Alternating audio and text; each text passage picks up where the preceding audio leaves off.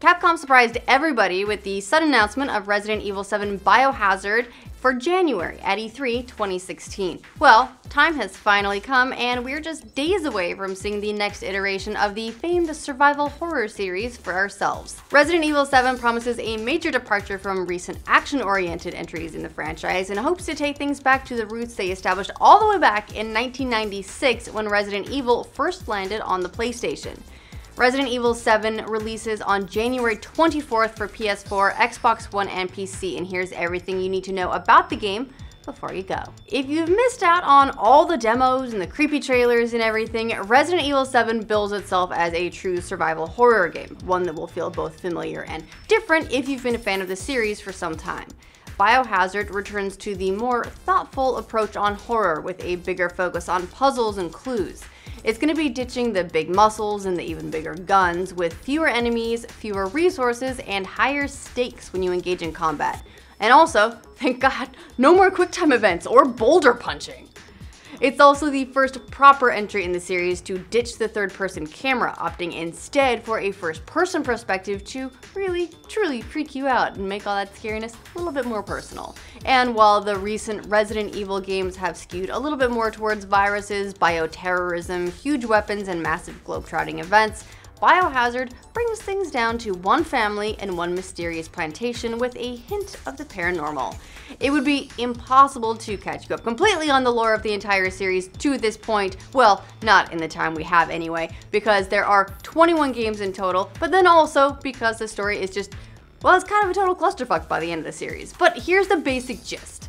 A lot of different characters have gone toe-to-toe with the evil Umbrella Corporation, the developers of the T-Virus, which seems to cause zombieism, turns people into crazy farmers or mutated animals. It's not really all that clear anymore. But fortunately, Resident Evil 7 has nothing to do with any of that, taking place 4 years after Resident Evil 6 and in the backwoods of Louisiana. The main character, Ethan Winters, is searching for his girlfriend, Mia, who may have been kidnapped by the monstrous Baker family members, Jack, Marguerite, and Louise.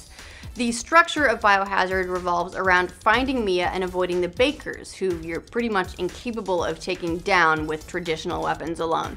The entire game takes place at a single location, much like earlier games in the series, with the Bakers pursuing you over the course of about 12 to 15 hours of total playtime.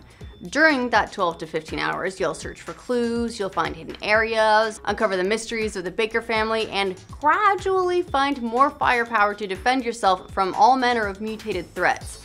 While Resident Evil is traditionally known for zombies, Biohazard's enemies are called the Molded. They're less plentiful than traditional zombie bad guys, but much more dangerous. Your investigation will also lead you to a number of good old VHS tapes scattered throughout the Baker property that give you different kind of mini-game sections with alternate protagonists helping to fill out even more of the story. And since this is Resident Evil we're talking about, there's almost no doubt that you'll find some kind of ties to Umbrella Corporation and possibly even some guest appearances from former characters in this series. Throughout Resident Evil 7, you will also have a few game-changing decisions to make. One recent data mine of the PC demo indicated that there might actually be multiple endings depending on some of your choices. So far, that's all we really know about the actual game itself because Capcom has kept extremely quiet about it, save for the handful of demos they've released. If you're wondering how those all fit into the picture, the first demo, Beginning Hour, featured a separate protagonist and took place before the events of Resident Evil 7, casting maybe a little bit more light on others who have disappeared courtesy of the Bakers. The tapes discovered in Beginning Hour documented the disappearance of a paranormal TV crew who were going to pay the Bakers a visit. In December, the Midnight Update added new areas of the demo to explore and even featured alternate endings. Another demo, simply titled Lantern, featured Ethan's kidnapped girlfriend Mia hiding from a crazy old lady. This demo again presumably takes place before the events of the actual game and reveals more about Mia's disappearance. Now, one other thing to consider about Resident Evil 7 is your platform. There are actually cool benefits no matter which platform you choose. The Xbox One version, for instance, will be part of Xbox Play Anywhere, which means you have cross-play and cross-buy access to Resident Evil 7 if you have a Windows 10 PC.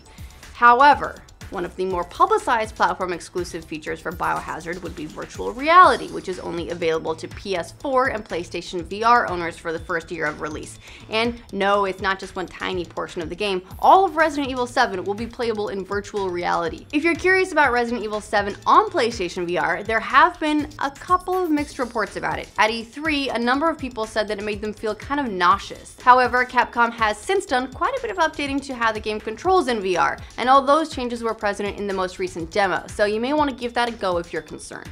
Since E3, Capcom has mostly made changes to movement, allowing you a ton of customizable VR options for how Ethan handles. You can change the walk speed, for instance, so you can move more slowly if you want to. They also added a function where you turn in 30-degree increments and slowed down head turning just a tad to keep players from getting disoriented. However, one downside to adding VR on the PS4 is that it does affect the game's look when you play with a PSVR headset.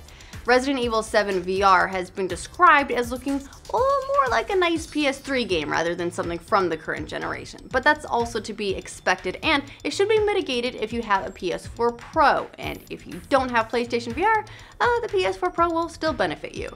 In addition to some other unnamed improvements, the PS4 Pro version of Resident Evil 7 will also feature 4K resolution and HDR support. If you're looking to purchase the game solely on PC, there are also plenty of benefits to that platform. When the beginning hour demo hit Steam last month, it featured a ton of PC settings and customizations. Gamers will be able to adjust dynamic shadows, field of view, lens flares, you can feel like you're in a James Cameron movie, volumetric lighting, and more. But as always with PC versions, you may want to see if it, works first. That seems to be a problem for a lot of publishers lately. And regardless of how you choose to buy, Resident Evil 7 will also be getting free and paid post-release content. The free part's extra nice. Capcom recently announced that all players, whether or not they have the Season Pass, will get the Not a Hero Story Edition, which will add more to the single-player campaign. As for the Season Pass, it runs at $30 and will give players access to what Capcom is calling banned footage. Volume 1 and Volume 2 of the banned footage each feature 3 pieces of content, though it's unclear if those are additional game modes or new chapters for the story. It's also possible each of them will focus on different characters, similar to the game's demos. There will also be one more story episode to follow the banned footage. So that about rounds out every last thing we know about Resident Evil 7. Reviews will be hitting early next week. We'll let you know what those are like when they come in. Do you plan on getting the game? Let us know in the comments. And for more information on the latest video game releases, be sure to check out more videos in our Know Before You Go series.